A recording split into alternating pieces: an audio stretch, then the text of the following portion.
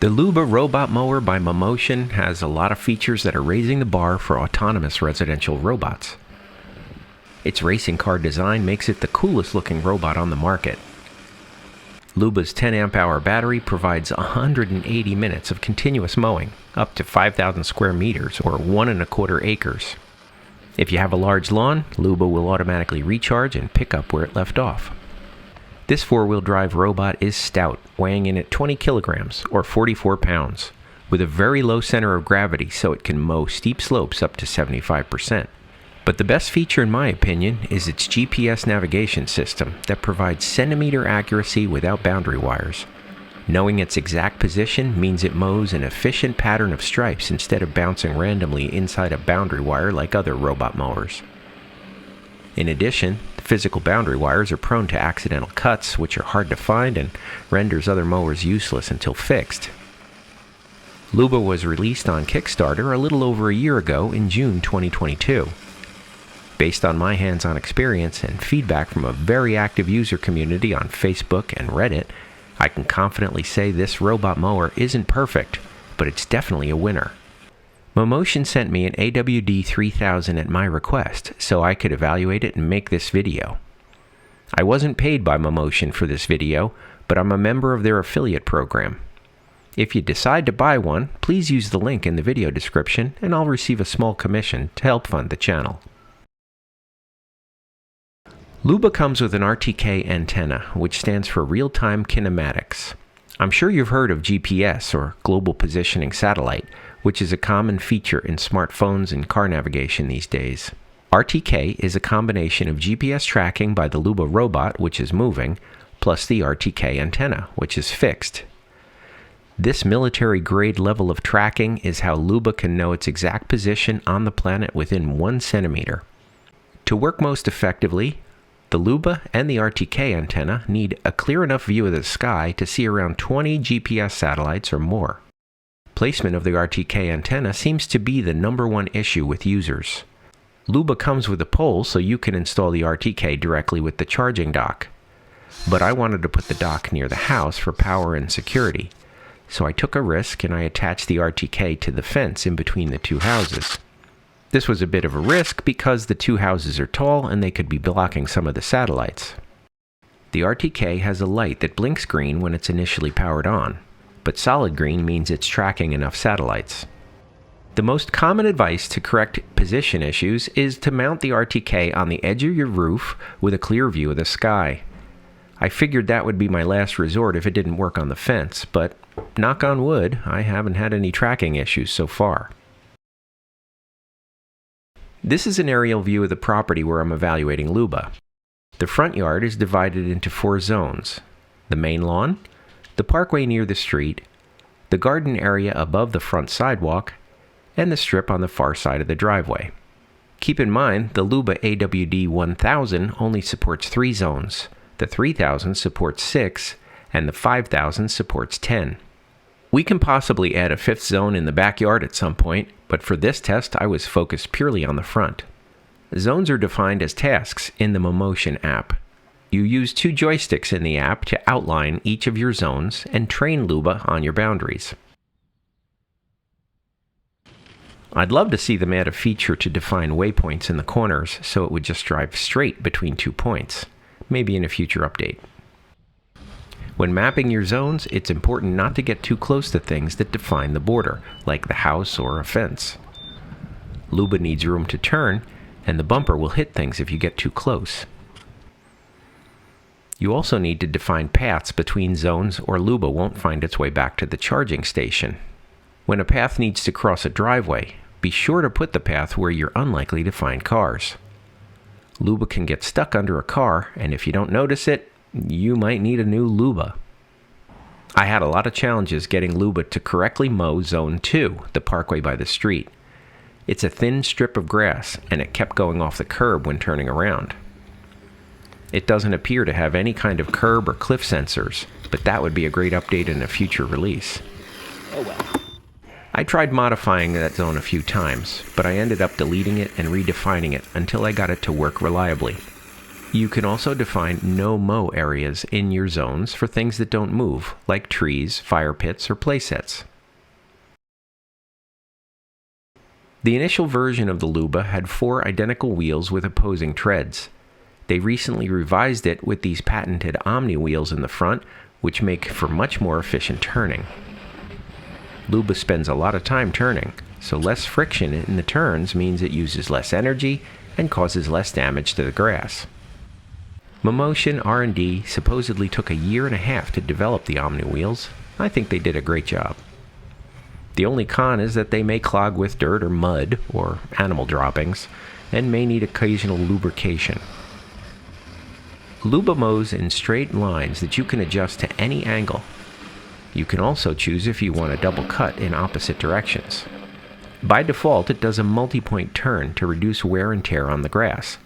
I didn't try it, but there is an option to switch it to zero-turn mode for faster mowing. It has 4 ultrasonic sensors to detect obstructions, but by default they just slow it down.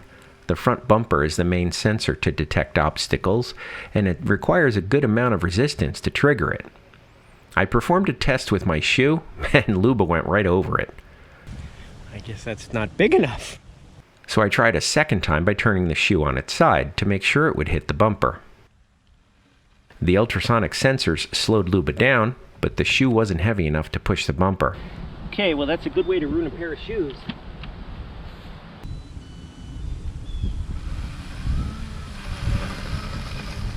The lesson learned here is that cleanup is essential.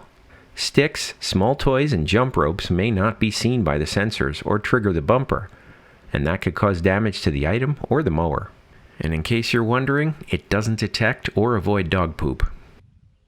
Although you can schedule Luba to mow automatically, I think manual operation is best so you can make sure the grass is dry, and you can also look over the lawn before starting to mow. Luba has a rain sensor that pauses mowing and returns to the charging base. You have to manually continue the task after the rain stops and the grass is dry. Wet grass sticks to the mowing deck, and it will need to be cleaned periodically.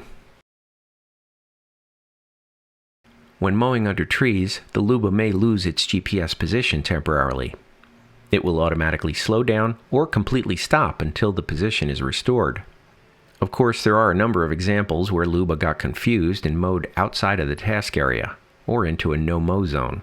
Thankfully, these cases are rare, and I haven't had any problems with mine. Luba has no parking brake. When it's not doing a task, the wheels are free rolling. When it's done with a mowing task or has a low battery, it automatically follows the paths back to the charging dock. But if something is blocking the path or Luba gets stuck, it can exhaust the battery, turn off, and roll freely down a slope into a road or a pond. Since it needs to back into the dock for charging, many users have complained about that grass being torn up by the wheels. People have used ground mesh or fake grass here with varying results. So far, the Omni wheels don't seem to be doing any damage to my lawn, but I'll let you know how it's going in a future update.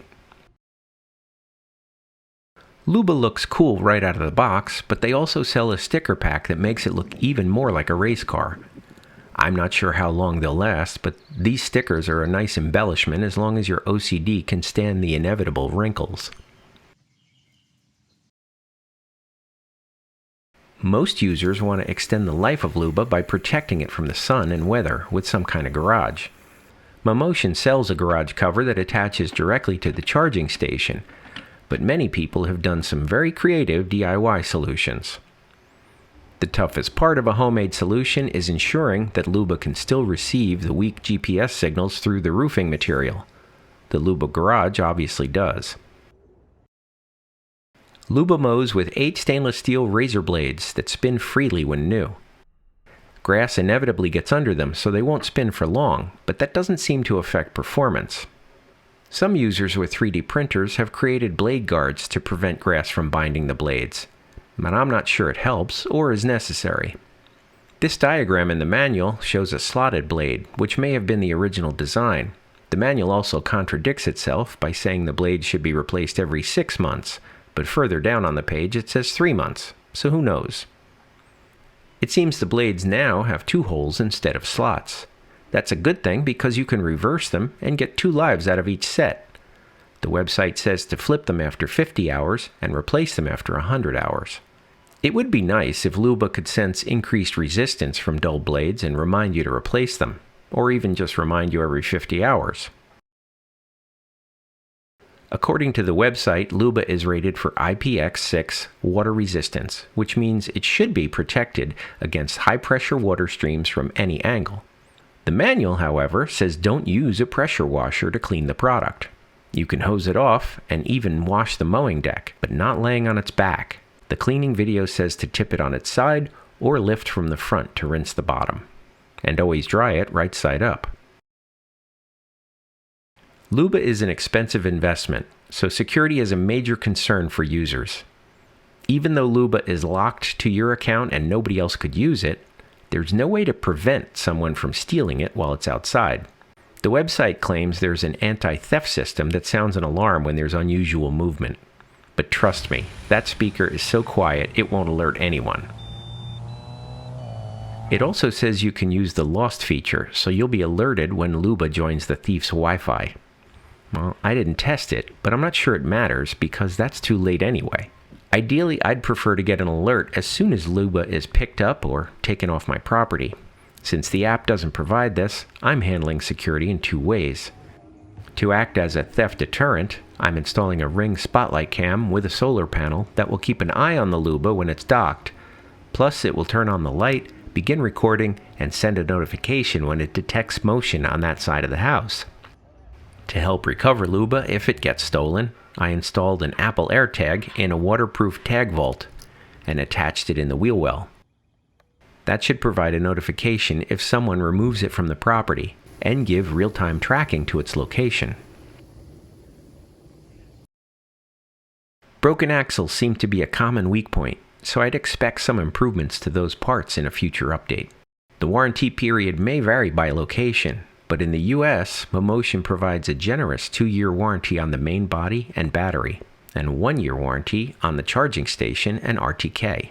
Local dealers and service centers will be added over time, but in the meantime, it's recommended that you save the box and packing materials in case you need to ship it for repair. I highly recommend leveraging social media to interact with other Luba owners who can provide advice and best practices. I joined a group called Mammotion Luba USA Users Group, which has over 1,300 members at this point. If you don't use Facebook, I recommend joining the Mammotion subreddit /r/Mammotion, which has over 1,700 global users at this point. Overall, I really like the Luba, especially for its design and the fact that I didn't need to worry about boundary wires. I'm excited to see how the product matures in the future. Please let me know in the comments if you have any other tips or tricks to pass on to other Luba owners so I can update this video in the future. Thanks for watching, and I'll see you in the next one.